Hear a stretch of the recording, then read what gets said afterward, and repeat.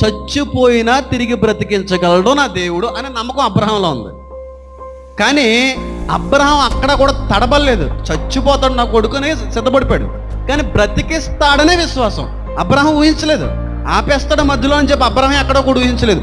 నిజంగా ఆపేస్తాడనే ఆలోచన అబ్రహాంకు ఉండుంటే దేవుడు ఆపబోతులేదు.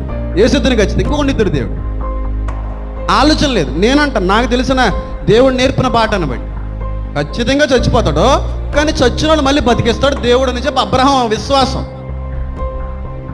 ఆపుతాడు ఖచ్చితంగా అన్న విశ్వాసం కానీ అబ్రహాం ఉండుంటే దేవుడు ఆపకపోదు. ఖచ్చితంగా ఇస్తాక నేహితుడు. మళ్ళీ చెప్తున్నాను చూడండి, అనుకూలతలో అన్నీ ఉన్నప్పుడు దేవుడి మీద విశ్వాసం ఉంచడం గొప్పతనం కాదు. అసాధారణమైనటువంటి విషయాల్లో కూడా దేవుడి మీద విశ్వాసం ఉంచగలగాలి. అసాధ్యమైనటువంటి వాటి మీద కూడా దేవుడి మీద